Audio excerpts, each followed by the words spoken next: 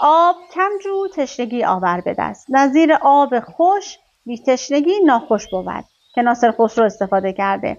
یا مثلا آبگینه ز سنگ میزاید لیک سنگ آبگینه میشکند که خاقانی استفاده کرده. نظیرش مثلا کرم درخت از خود درخت است. آتش چنار از چنار است.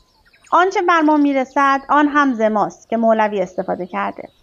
از ماست که بر ماست. شکایت از که کنم خانگیست غمازم. اینو حافظ استفاده کرده.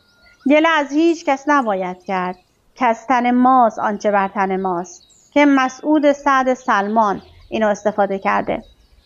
یا مثلا آبی که می رود به رودخانه خودی بخورد به ز بیگانه که رجوع میشه به چراغی که به خانه رواست به مسجد حرام است. آتش آوردن برون از سنگ کار آهن است که صاحب تبریزی اینو استفاده کرده. یا مثلا آتش از آتش گل می کند که مردمان از یاری با یکدیگر قوت گیرند که رجوع میشه به اتحاد موجب قوت است. یا آتش دوست و دشمن نداند که رجوع میشه آتش چو برافروخت بسوزد تر و خوش را.